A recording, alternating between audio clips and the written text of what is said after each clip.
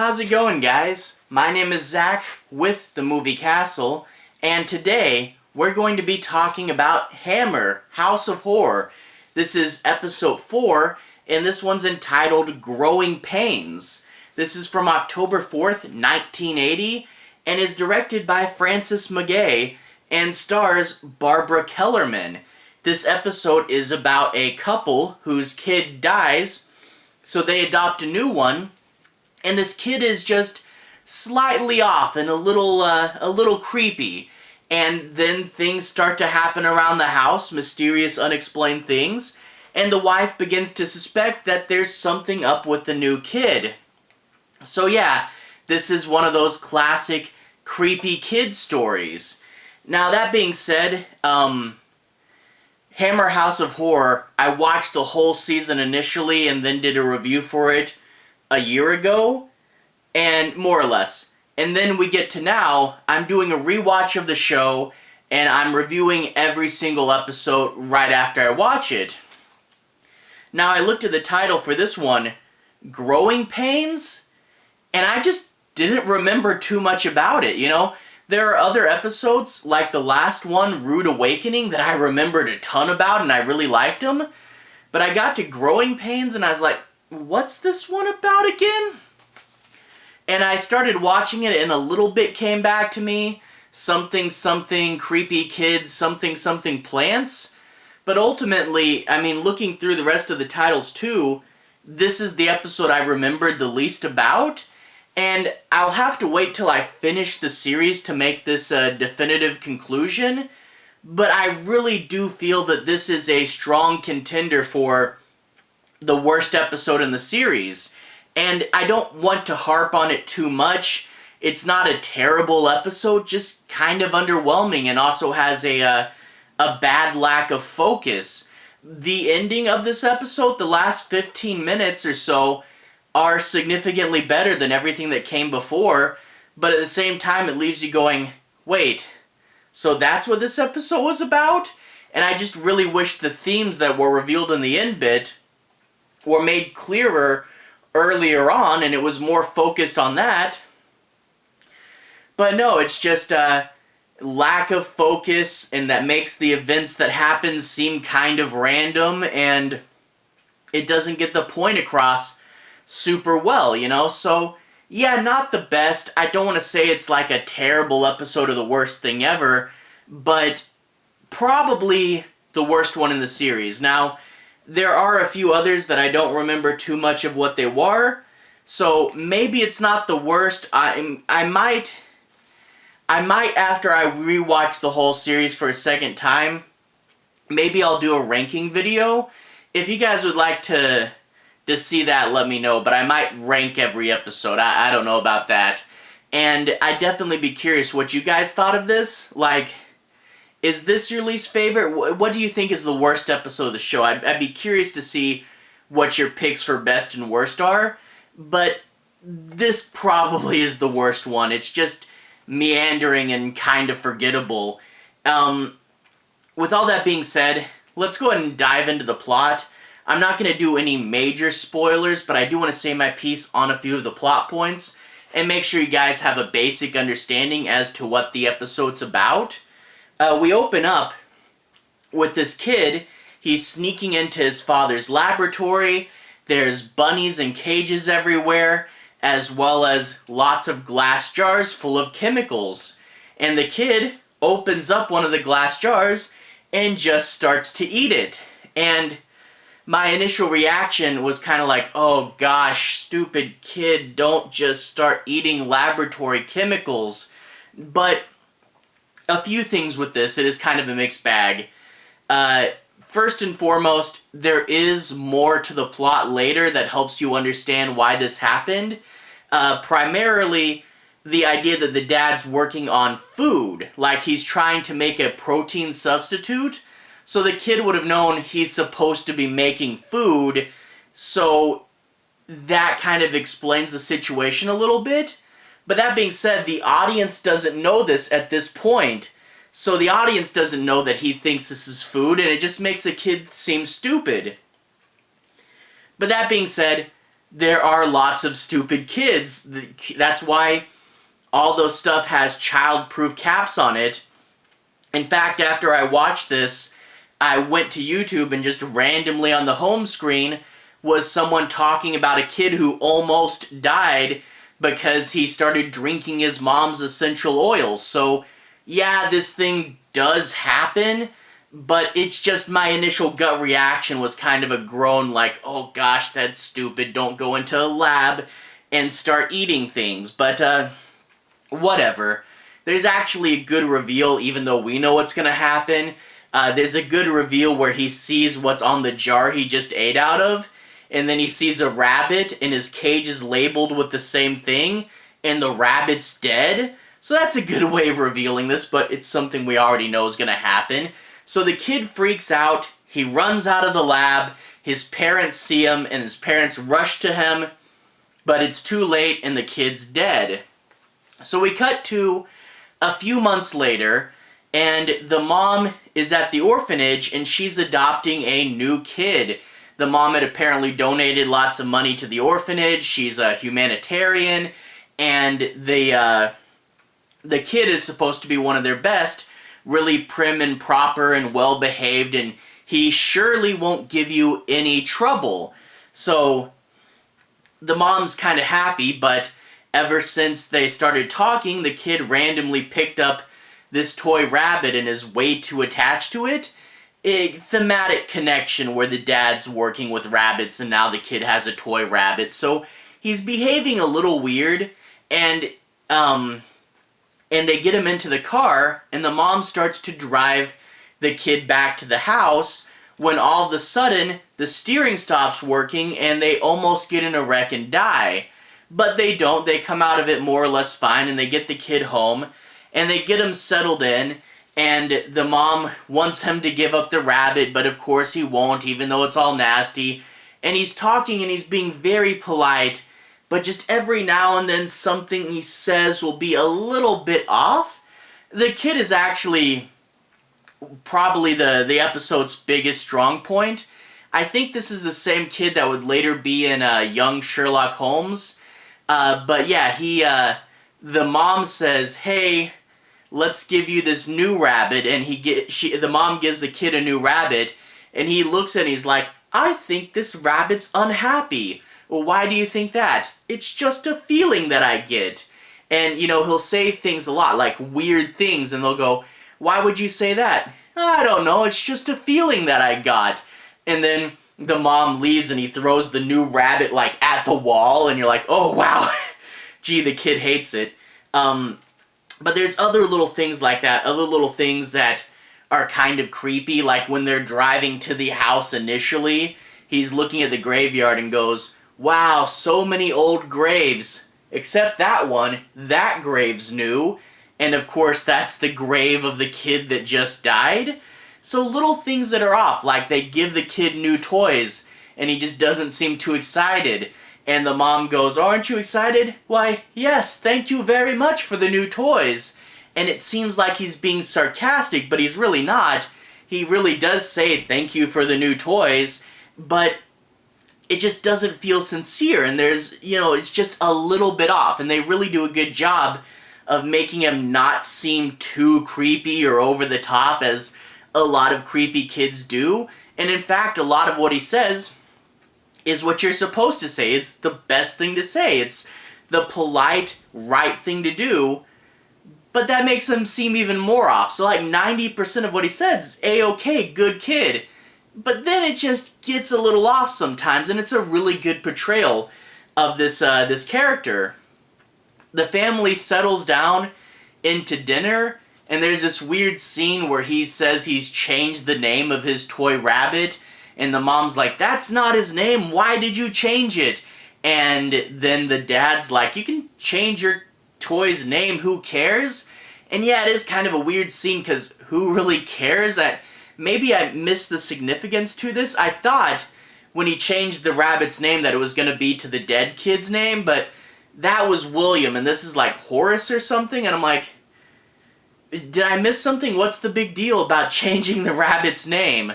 But anyway, they're like, just go ahead and eat your steak. And the kid goes, I don't want to eat the steak. And they're like, why not? And he goes, well, it's, covered in maggots. And they all look down at their food. Suddenly it's all covered in maggots and they freak out and throw it away. And it just, kind of comes a little bit out of nowhere. I do like that they build it up with this one conversation, and it really does come as an unexpected twist. And there is another thing later in the episode like this where something crazy happens kind of out of the blue. But I don't know, it should be scarier than it was, and I don't quite know why it didn't work, but it is a cool reveal. I just wish that somehow it worked better. I don't really know. But anyway, the mom starts to suspect that there's something up with these kids, with this kid. Just too many little unexplained things happen. Someone had to do them. Why did the car brakes fail? Things like that they don't really know what's up, and it might be irrational to blame the kid, but there's definitely something going on with him. Now, there's a few other things. The father, he had the laboratory that the kid died because of. The father is working on creating new proteins. He's managed to make this plant. I don't know if he found it or if he bred it or what, but he has this plant that's very, very rich in protein, and he's been feeding it to these rabbits, and they've been gaining weight stably. And he wants to use this to help malnourished people in other countries. He's trying to end world hunger. It's a pretty good goal. Now, you're supposed to think the father's obsessed with this and think it's unhealthy, but the fact that it's a really good thing to do, and they don't really drive home the point that he's obsessed with it, there's been lots of other good stuff. Think a lot of the Frankenstein movies, where you can tell the obsession with science, and it doesn't really sell it here as well as they should have, because the fact that he's obsessed with this actually turns out to be a big plot point later, and I just didn't really get that feeling. I saw he was working really hard on it, but I wouldn't say it was unhealthy, especially considering the end goal here, but I really wish they had sold this better. And then later on in the episode, big important people come from a World Health Organization or something like that. I forget the name of the actual organization, but it's something like that. Big executives that have to see his work and approve it and stuff. And one of the guys goes, oh, do you eat this stuff regularly? And he says, I've eaten it before, but I don't eat it regularly. Which makes sense because it's still experimental. And then the guy goes, oh, I see. People in England get to eat steak, and then people in other countries have to eat this protein powder made out of a plant substitute. And I get the point that it's sad that the people in other countries don't have the steak and don't have it as good as we have, but this isn't the guy to take the problem to. This is a guy working diligently to solve the problem. He's not the guy taking the steaks away from the other countries, and he's trying to help them get a protein. And it's like, what, are you going to let the people in your country starve just because they can't have steaks, and you're going to take it out on the guy that's trying to help them?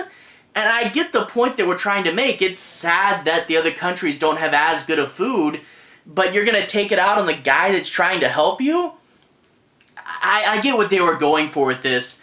It's just, it doesn't come off right. But anyway, there's another plot point later on where the kid's walking the dog. The kid got left alone at home, and he goes, what do? I need someone to be with me. And the mom's like, I don't know, walk the dog or something. So the kid takes the dog on a walk, and the dog pulls him and leads him to the grave of the first dead son. But he doesn't know who it is, and he's looking, and he's like, that's the same last name as the people who adopted me. Who is this kid? He just died recently. What's going on here? And that's kind of a big thing with this episode, is the kid didn't know about the previous kid, and you suddenly realize he's kind of in the dark? So maybe he's not the bad guy? Because you think he's the bad guy with this master plan, and then with this scene you introduce that he's in the dark, so maybe he's not? And if you had built it up as a better mystery, the whole movie, you know, it made it seem it could go either way, then okay, maybe this could work. But spending so much time saying he's going to be evil, and then all of a sudden throwing in that maybe he's not, like, if he is evil, then this is just a pointless detour. And if he's not evil, then you spent so much time on this red herring that you didn't put any time into your real threat, and it's just not a good payout. It's not the good twist you would expect it to be. So whether he's evil or not, this whole questioning thing really only would have worked if we had been known to question from the beginning. So not the best plot element. And if you're going to say he is evil, let it be. And if you're going to say it's not, then you could have had this cool episode where it's a quirky protagonist. He's just slightly off. He wants to win the approval of his new parents, and then he starts to suspect something's up. Actually, it would have been a really interesting story, but yeah, the idea that you need to question it so late in the game just kind of comes out of nowhere. And I won't say too much about the rest of the plot. I'm trying to keep this relatively spoiler-free.